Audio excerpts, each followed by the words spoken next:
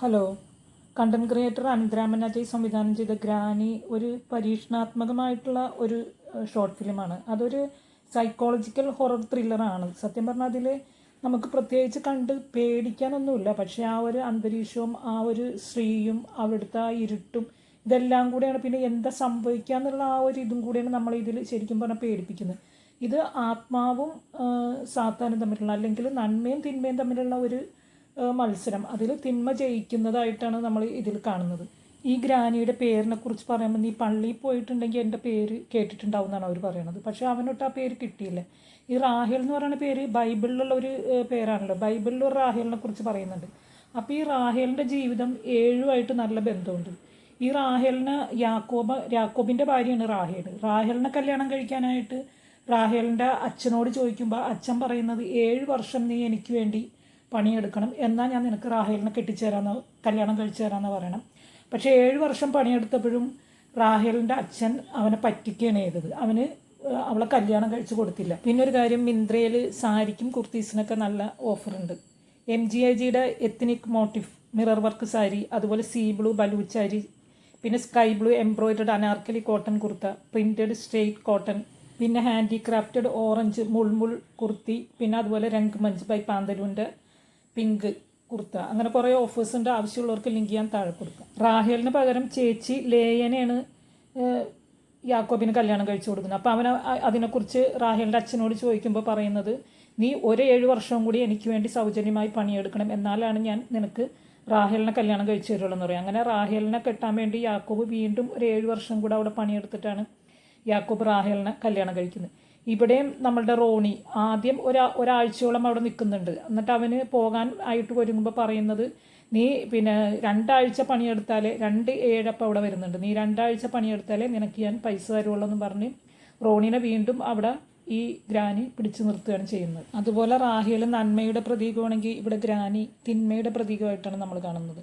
കാരണം റാഹേൽ തൻ്റെ 2ാമത്തെ കുട്ടീനെ പ്രസവിക്കുമ്പോൾ ആ പ്രസവത്തോടു കൂടി മരിക്കുന്നുണ്ട്. ഇവിടെ സാത്താൻ ഒഴിഞ്ഞു പോകുമ്പോൾ തൻ്റെ അവസാനത്തെ കുട്ടിയെയും സാത്താൻ കൊന്നതിന് ശേഷം, അവരുടെ അവസാനത്തെ ഇരയാണ്, അതിനെയും കൂടെ കൊന്നതിന് ശേഷമാണ് ഇവർ മോചിതയാകുന്നത്, സാത്താനിൽ നിന്ന് മോചിതയാകുന്നത്.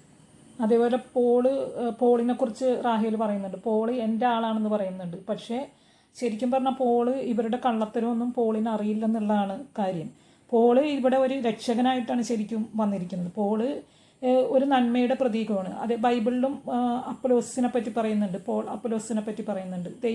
ദൈവത്തിനോട് സാത്താനെ കുറിച്ച് സൂചിപ്പിക്കുന്നുണ്ട് പോള്. അതുപോലെ തന്നെ ഇവിടെ ഈ പോളും നമ്മളുടെ റോണീനെ രക്ഷിക്കാനാണ് നോക്കുന്നത്. പക്ഷേ ഇവിടെ തിന്മയാണ് ജയിക്കുന്നത്. പോളിന് എന്തെങ്കിലും ചെയ്യാൻ കഴിയുന്നതിന് മുമ്പ് സാത്താൻ നമ്മളുടെ റോണീനെ പിടികൂടിയാണ് ചെയ്യുന്നത്. ബൈബിളിൽ റാഹേൽ കുട്ടികളില്ലാത്തതുകൊണ്ട് കുട്ടികൾക്ക് വേണ്ടി കരയുന്ന ഒരിതുണ്ട്. പക്ഷേ ഇവിടെ നമ്മളുടെ ഈ ഗ്രാനി റാഹേൽ കരയുന്നത് എന്തുകൊണ്ടാണ്? അവർ കരയുന്നത് തൻ്റെ കുട്ടികൾ, തൻ്റെ 7 മക്കൾ തന്നോട് ചെയ്ത ക്രൂരതയും വഞ്ചനയും ഓർത്തിട്ടാണ് ഇവരും കരയുന്നുണ്ട്. ഇവരതിനു വേണ്ടിയാണ് കരയുന്നത്. സത്യത്തിൽ ഇവരുടെ ഈ 7 മക്കൾ എന്ന് പറഞ്ഞാൽ ഇവരുടെ 7 പാപങ്ങളായിക്കൂടെ?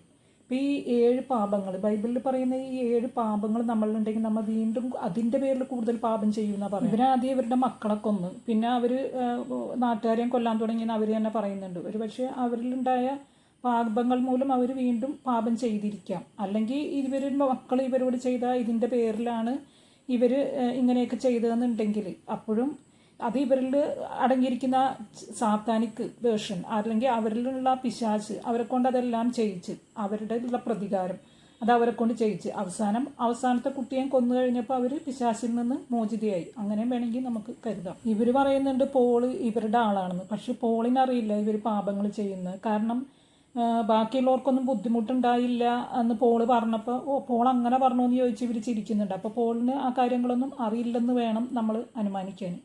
പോള് സത്യത്തിൽ ഇവൻ്റെ വിഷമം കേട്ടപ്പോൾ ഇവനെ രക്ഷപ്പെടുത്താനാണ് നോക്കിയത്. പക്ഷേ ആ നന്മ എത്തുന്നതിന് മുമ്പ് സാത്താൻ അവൻ്റെ കൃത്യം ചെയ്തു കഴിഞ്ഞ് അവിടെ തിന്മയാണ് വിജയിക്കുന്നത്. ശരിക്കും സാത്താൻ വേഷം മാറി വരുമെന്ന് പറഞ്ഞു. ഇവിടെ സാത്താൻ ഗ്രാനിയായിട്ടാണ് വരുന്നത്. അവരിടുന്ന ആ വയലറ്റ്, എന്താ പറയുക, അവരുടെ ആ ഗൗണ് തന്നെ വയലറ്റ് എന്ന് പറയുമ്പോൾ ഒരു അമാനുഷിക ശക്തിയുടെയും ഒരു മരണത്തിനെയൊക്കെ സൂചിപ്പിക്കുന്നതാണ്. അവർ ആ ഡ്രസ്സൊട്ട് മാറ്റുന്നുമില്ല. ഇവിടെ സാത്താൻ ഒരു ഗ്രാനിയുടെ രൂപത്തിലാണ് വരുന്നത്. സാത്താൻ ശരിക്കും ഈ ഗ്രാനിയുടെ ശരീരത്തിൽ അവിടെ കൂടികൊണ്ടിരിക്കുന്നതാണ്. ഈ സിനിമയിൽ സംവിധായകൻ എന്താ ഉദ്ദേശിച്ചിട്ടുണ്ടാവുക? ഇപ്പോൾ ഇന്നത്തെ കാലഘട്ടത്തിലായാലും മറ്റുള്ളവരുടെ പേടിനെ മുതലെടുത്ത് അവരെ പേടിപ്പിച്ച് ആൾക്കാർ കാര്യങ്ങൾ കാണുകയല്ല ചെയ്യുന്നത്. നമ്മൾ പേടിക്കുമ്പോഴാണ് മറ്റുള്ളവർക്ക് നമ്മളെ മുതലെടുക്കാൻ പറ്റുന്നത്. നമ്മൾ ധൈര്യമായിട്ട് നിൽക്കുമ്പോൾ നമ്മളൊന്നും ചെയ്യാൻ പറ്റുന്നില്ല. ഇപ്പോൾ റോണിയും പേടിച്ചപ്പോഴാണ് റോണീനെ സാത്താൻ എന്തെങ്കിലും ചെയ്യാൻ പറ്റുന്നത്. അപ്പോൾ ഇവിടെ ആത്മാവ് പണയപ്പെടുത്തിയ ഒരു വ്യക്തിനെയാണ് നമ്മൾ കാണുന്നത്. അപ്പോൾ നമുക്കതിൽ നിന്ന് എന്താ മനസ്സിലാവുന്നത്? നമ്മളുടെ ആത്മാവ് പണയപ്പെടുത്തി പിശാചിന് കീഴടങ്ങുന്നതായിട്ടില്ല. അപ്പോൾ നമ്മൾ ധൈര്യപൂർവ്വം നമ്മൾ നന്മ മുൻനിർത്തി നമ്മൾ ദൈവത്തിൽ വിശ്വസിച്ച് ധൈര്യപൂർവ്വം അല്ലെങ്കിൽ നമ്മളിൽ വിശ്വസിച്ച് ധൈര്യപൂർവ്വം ജീവിക്കേണ്ടതിനെ പറ്റിയല്ലേ ഈ ഷോർട്ട് ഫിലിം ഉദ്ദേശിക്കുന്നത്. ഇതൊക്കെ എൻ്റെ മനസ്സിൽ തോന്നിയ സംശയങ്ങളാണ്. നിങ്ങളുടെ അഭിപ്രായങ്ങൾ നിങ്ങൾ കമൻറ്റ് ചെയ്യുമല്ലോ. എൻ്റെ വീഡിയോ ഇഷ്ടമായ ലൈക്ക് ചെയ്യാനും ഹൈപ്പ് ചെയ്യാനും സബ്സ്ക്രൈബ് ചെയ്യാനും മറക്കരുത്. എൻ്റെ വീഡിയോ കണ്ടതിൽ ഒരുപാട് സന്തോഷം. നിങ്ങളുടെ അഭിപ്രായങ്ങൾ നിങ്ങളും പങ്കുവെക്കുമല്ലോ. ഇനിയും നല്ലൊരു വീഡിയോയുമായിട്ട് വരാം. അതുവരെ ബായ്.